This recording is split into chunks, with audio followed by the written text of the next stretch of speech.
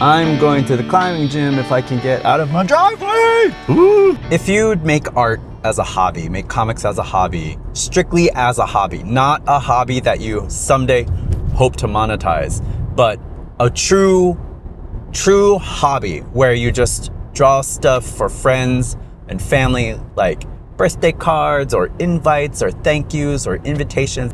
It doesn't really matter where you post your stuff in terms of social media. And honestly, it's probably a better way to live because it's not healthy out in these streets. But if you have any aspirations of making art for a living or making some money off of art, social media has to be part of your strategy. The old methods have been dead for a long time ago, and you know, they're not coming back. No one gives a shit about RSS feeds.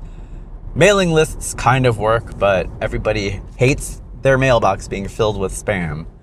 Sending postcards to people, like physical postcards to advertise that you're an illustrator or you do comics, that kind of stuff, that's a very low percentage method. The convention circuit is back in a big way, so I suppose that's a good way to get your stuff out there to the world.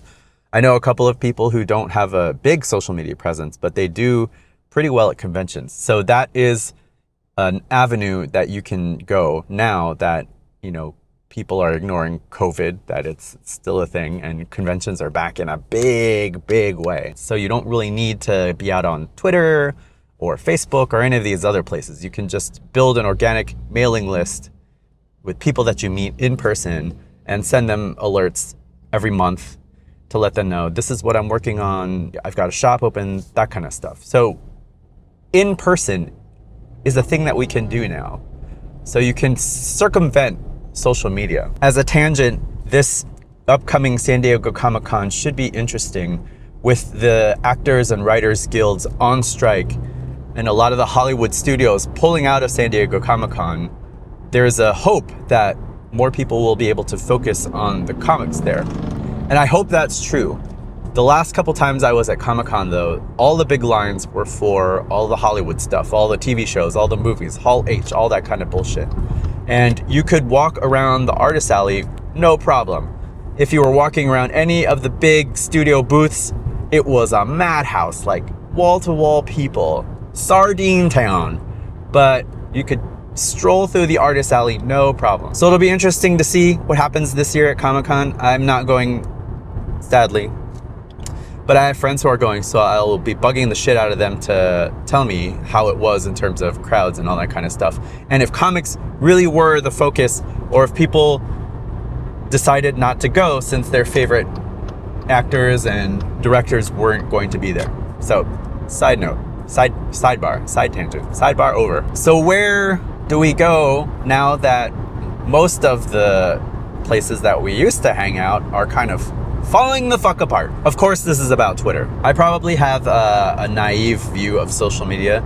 I kind of look at it like a high school cafeteria where you have all the different groups sitting at their own table, hanging out, doing their own thing. And every once in a while, if you get curious, you can poke over someone's shoulder and see what they're doing. If you've got something that you want to share, you can share it with your table and other people around if they're curious. And if they hear people saying really cool things at your table, they can kind of poke over the shoulder and see what you're up to. It's not exactly the town square like everybody tries to say social media is, because if you want to, you can close off your table and just only talk to the people that you want to talk to. But you know, I think there is value in having like a cafeteria atmosphere. You got your hall monitors making sure everyone's behaving, and you can look at cool shit that other people are doing. If you want to, you can ask random questions loudly, and if someone else in the room knows the answer, they can go over and tell you the answer, and then you can be introduced to a whole new table of weirdos with very specific interests and stuff like that. And for artists and illustrators, that's sort of the value of social media, but Twitter in particular. That was the great thing about Twitter. You could share these things and people from other sections of the internet could peek in and see what you were doing, and if they liked it, they would be introduced to a whole new sphere of the internet. That's what I saw as the value of Twitter. A big high school lunchroom, monitored, but a high school lunchroom. And now Twitter in particular feels more like a high school cafeteria at an under-resourced school where the hall monitors have all been fired or are just asleep, and it's chaos out there. The cafeteria is overrun by just hateful people, and it's not a good place, and it's no longer a good place to share anything because, well, you can't get any engagement. It sounds like even those people paying for Twitter Blue aren't having a good time. So where are people going? Specifically, as Twitter is crumbling and falling apart at the seams. The point of social media is to get your stuff out in front of as many eyes as possible, so conventional wisdom says to go to where the eyeballs are. I honestly don't know where that is. Mastodon was sort of one of the early names thrown out there as a successor to Twitter.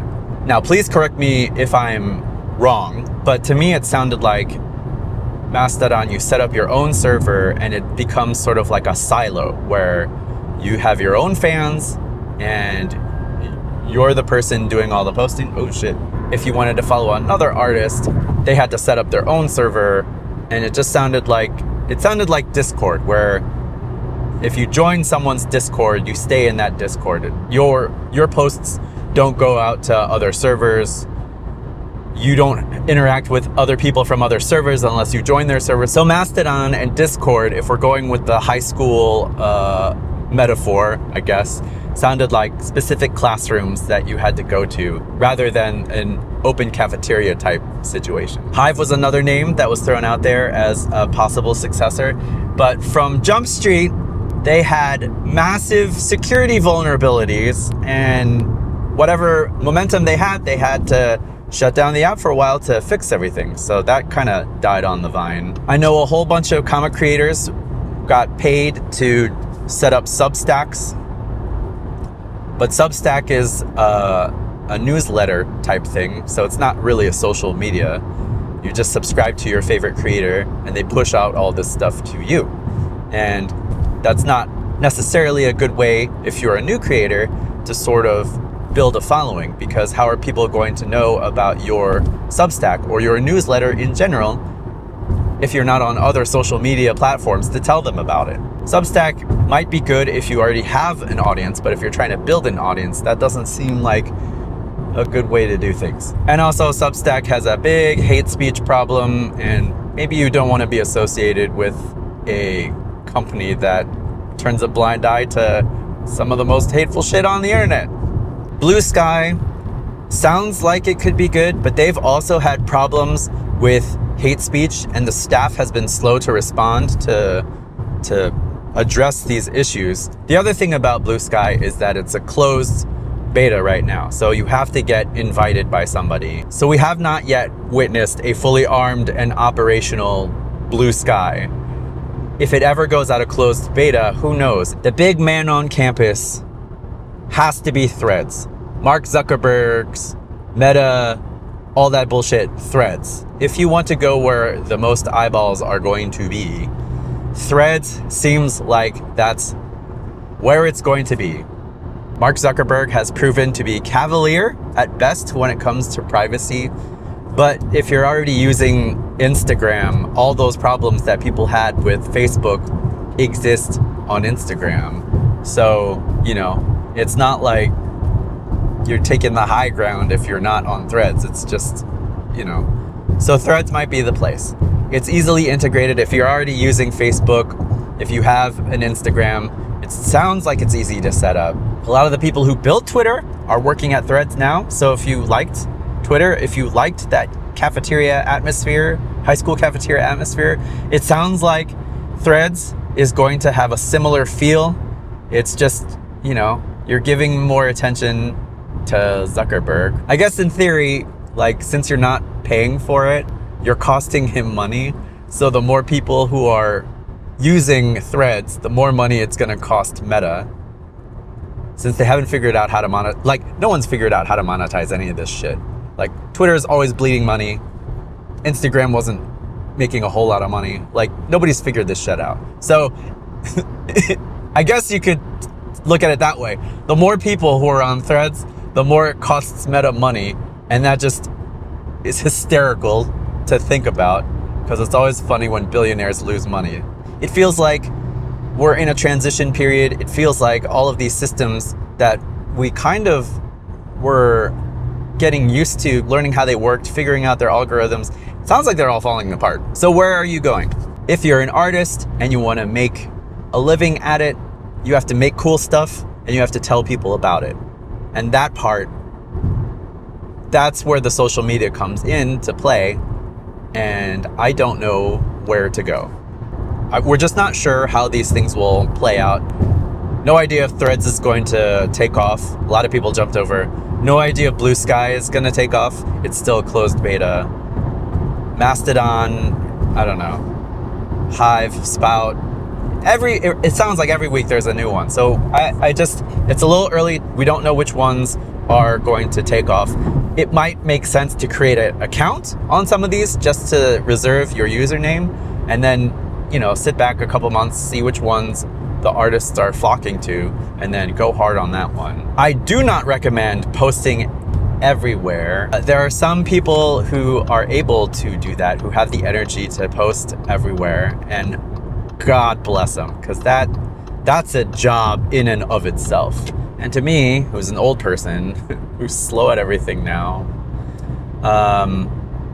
the time you're using to post to all these social media platforms takes away from what I think your primary focus is, and that's creating cool art, getting better, telling stories, that sort of thing. Now, you can use social media to tell stories. So I'm not trying to say that. Obviously here on YouTube, telling stories is the name of the game. And TikTok, and any place where you can post videos. Storytelling is part of it. But there has to be a balance. Like, trying to build a following is a full-time job. Trying to improve your art, trying to tell a story, that's a full-time job. And you don't have infinite energy. Like, I used to be on the hustle culture train, like, don't play video games, spend all the time you can, every waking hour doing a thing. And that's not healthy. And that became super obvious during the height of shutdown. Like, grind is unsustainable. So, you know, you have to pick and choose where you put your time. And that's why I want to know where people are going. Like, I don't want to spend all my time posting to 20 different social media sites. I also don't trust Meta, Facebook, Zuckerberg. You remember when they told everybody that Facebook video was huge and that people were spending a lot of time on Facebook video and that Facebook video was getting all these huge numbers and that it behooves you as a company to invest in video? And then all of these new media companies started going hard into video and setting up their studios and doing all this shit. And it turned out that Facebook was lying and they were just trying to get people to hook into their video service. And now a whole bunch of those new media companies are out of business. You remember early days of Facebook when you set up your Facebook page and spent all that time getting people to sign up for your Facebook page and subscribe and do all that shit. And then they started throttling engagement because they wanted you to pay them to show your posts to the people that you've collected, to your fans. Remember when they did that? Yeah, fuck Facebook. Fuck Meta. Threads, they're gonna do the same shit with Threads. They're gonna get all of these people to jump on board, to build up Threads, to a huge user base, to people do all this stuff, and then they're gonna start throttling stuff and ask you to pay to send posts out to the people that you've cultivated and curated and brought them over to I don't trust them. I don't trust them at all. Why do you still use Instagram? I don't know, man. why do I still use Instagram? It's inertia. I don't know. I've actually gotten work through Instagram. I usually invest in places where I've actually gotten work. So, where are you going, and have you actually gotten work from social media? The real reason to get a following and to build a following and to get eyes on your stuff is to get gigs. And I'm curious to see how many of you have actually gotten a gig from social media. Funnily enough, I got a job doing corporate comics through LinkedIn, which I guess is a social media platform. I never really considered it that because, but they've got a whole ecosystem going out there for professionals and things like that. And I never thought that I would get a drawing gig from LinkedIn.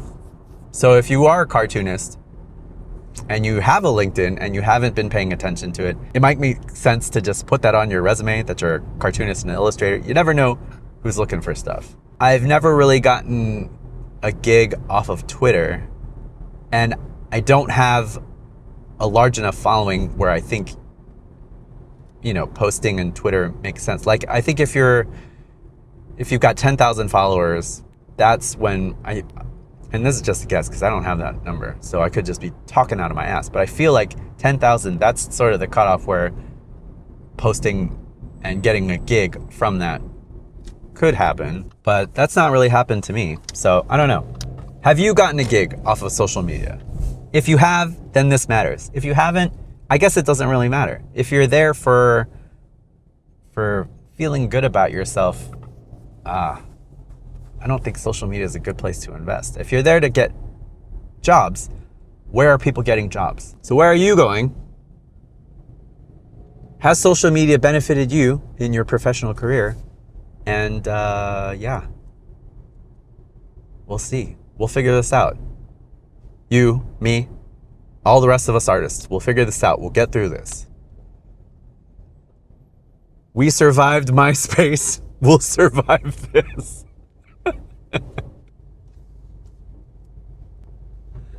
All right. Time to climb.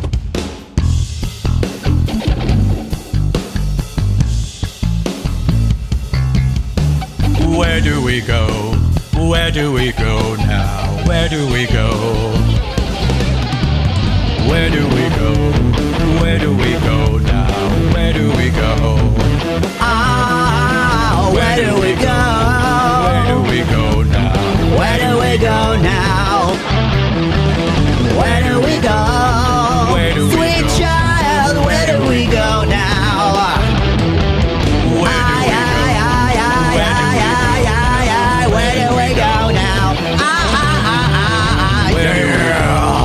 Where do we go? Where do we go now? Where do we go? Where do we go now?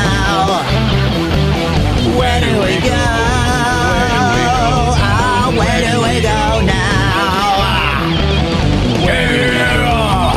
do we go now? Where do we go now? Where do we go? Where do we go? Where do we go now? Where do we go? Where do we go? Where do we go now? Where do we go? Where do we go? Where do we go